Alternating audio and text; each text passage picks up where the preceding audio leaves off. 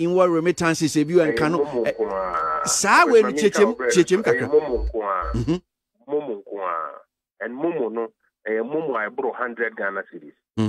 so we 100 Ghana cedis that ba could be for busumi na ni na 3,000 Ghana cedis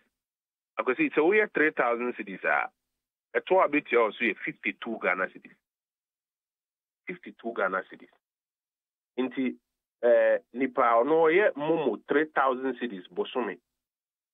onye say bia merchant no ani momo or transfer momo 3,000 cedis busumi no eto obetua nkomo ayedi nyina eto no obetua 52 cedis wo a wonye momo by 100 cedis a day okay kabo by 3,000 busumi wo ntua bi kora nkomo ayedi kora nka nti wo no yetua ta to no ye kwan na kwan no wafa so free beska no kora wo ntua bi yebi say wo say ye mo ahe kora na ye momo medu by 3,000 busumi ye mo ahe na ye momo average 100 cedis a day enti say ye the politics na to nchen ni si abotrepa sesia ye be wo se nkomo ayedi no enya asemo a ehu bia ye nyina mo nkane a ye pe wo ye kura ye nyina ye tu kwan kwa ye wo ekurum a ye se ekurum kwan ye se bosumi ni na no nyame adomo na se wo ye momo 3,000 cedis bosumi na ubetia size one 52 cedis 52 cedis eno ho asem ne eka esan say so ko South Africa afie ni mu adwuma nyina omo ye wia ye de sika no ohanchichimu eduonu enuma na ze eduonu nsia 26% koma ban say Jennifer South Africa kwan ni mpuntu juma eno tina ko South Africa ho efe no ye de no ye adwuma ni wia ye si ohanchichimu dumienu ene atiripomienu 12.2% eno pe ena ye de braban enso eno tina ye nsada ye nsayem say ye bia ka woni de ye ho adwuma. Okay, all right. That's ba okoi say ne mo be ko parliament boy na 20 member committee be a parliament here oka ho ba ja oka ho okay because ye nyanentie no mo ka say se mo betimi atena ase na ase asumdue nkomo am be di budget ho nkomo ebe ko yie pa na 20 member committee na so mo agree on be a common grounds enti na pese hu say okay o metimi esi ginaye hu say okay well say ye ko enimu say na mbeko na anu ni esi ye no sa basabasa ni gidigidi no yansa nkwa nko parliament no na no de esi ye de na nim guase mama yen kan ho no kre na nim guase me fifi ko parliament man kra me mase me kwa ko gba twede ho parliament ya ma parliament say ba be gba twede ye ba parliament say ba be to adwen and there's nothing wrong say yin na ya adwen ko benko mu asem bi ho se bia wo jina benkum na me jina ni mfa ho en say hwe ya adwen ye ba ko asem bi ho en say hwe ye ni guase ne say MP4 nkofo papa no ne o ma me no ne ade ya adwen ko benkum mu na start to twede wo ho eno ye sa enyina so be na ye wa ye ko constituency edi kutu abranti bi fo say ya ye to trust man na say jai say nkenu mu de na eni guase iku ye ho ni ma say papa but eno na 20-man committee ni say ko just say o muti ho ko no mu say ya say ya be ko ben ku pra ye mu ye ho ni ma say sa menya ne tie say o modi o mu ko mo wi say ya drink ko ben ku mu pra interest ye mu ye ho ni ma say sa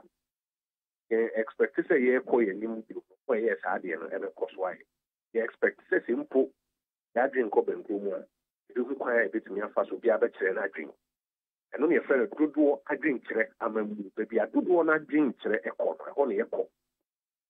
enye say ebi ene we akofa we akodwa na we atem na po na ho na eni buase ye go pai say after 20-man committee ni ye obeduma Kojo da sia no pe nyame shapa. Sebe nyedom kuma nko ane no mo consult. Okay. Telecoms chamber for ono ma ye interoperability platforms no economists ahodo ne ade ye no nyina e consult. Consultation enye se ye se obi am bigina ba bia yen yigina. Ena enye se nipa ba ko so ka so obi am bigina ba bia ono no gina. Obi a e kire na semu. Eno ne kire mu ama minority leader tia se ampa 111 ne hia. No so kire mu se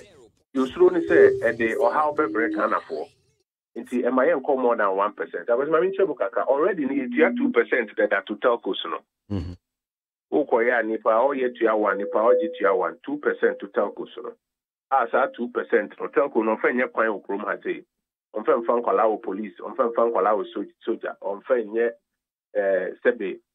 o mine no ho aduru se ne ahwe no de koni krum South Africa na se ngire abuchi mem 2% no de ko yen ka ho hwe ne ria ma na so mfen ko na wi ase nyina ho akire no Ghana ban so say ohia 1.75 na ode ayeye ho aduru kakra ya kwan mante ni mebu epe adwuma ye bambo ho nsem mfidi dwuma ne ade aye nyina ye ho behare yen na se enkoti aduru ye no ane hahan o kwan nchen ade nde efe emom sika ya na ade ye so wo de 1.75 na ka 2% ne ho a 3.75% asema na dom kuma ne ka so wo de fa 1 per count wo de 1 ka 2% ne ho a 3%. Inti question ne say yenko 3% ana yenko 3.75%. Eno na dom kuma no kire mu say omo pese de anipa ne bitua no ebe wo form. Yesi atina supem. Say any telcos no edi nkomo ye interaction. Telcos na dia to mu say omo beti omo de no so by 0.25 3.75 we 0.25 my 3.5. Ina je say nkomo no gina 3% ana 3.5%. Eno ni sa nkomo na ye di koye nim no because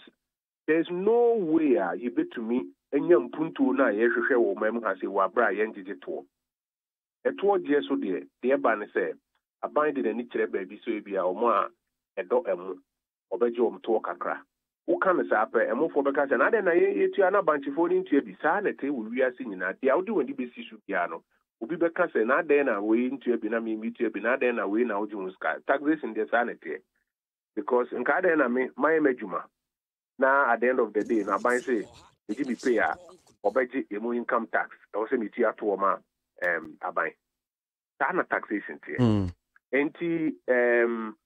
ye be bia na wo say e kakra ni ria ye ho aduro hospital ayepe akwan ayepe school dan ayepe ni ade ye ntumi mo besia emfentwa ye ho sa emfenwi ko nti omo hwe nim say bia yen scrapo no outrightly no de eno embemu kra na ye tire mu say untumi nka say aban scrapo adwuma o ye nyina outright ana akwasi ubetumi akasa aban nya adwuma o ye nyina onyai enye possible aban be ye adwuma na aban be ye adwuma o discover na be say adwuma no e wo say yetiti ye ho to kakra na area say adwuma no ene ye ben ans e ho na ba bisi aban bi esu ni wo be ka say on gigi sa to no because eno ana me ni openi jo why say kasa o say be quiet o menya em say hospital bako yanji obi ato be kwa na dey hospital no omo secondary school em say nsion say o menya bungalows for ne ade yanji obi ato se busia na dey say adwuma ni na mimi krum e kwan aye o mimi krum yanji di to yakobo busia na dey kwan no nti so ye betumi akoso abo busia saa de aye ya kwan na e bibia nyina enye possible busia na ya bode ye mimi krum kwan no e wo say ye titi ye ho to kakra na ye di kutua nti empuntu dwuma ye hwehwe wo memu ha nyina no ye den akwasi e wo se etiti ye ho to kakra ne editua no de wo se nyina etiase nti to na 3% na 3.5 ona nkomo na kwa kutina ona ye titi se wo se edi nkomo kakra na ye wie na se bi se 3.25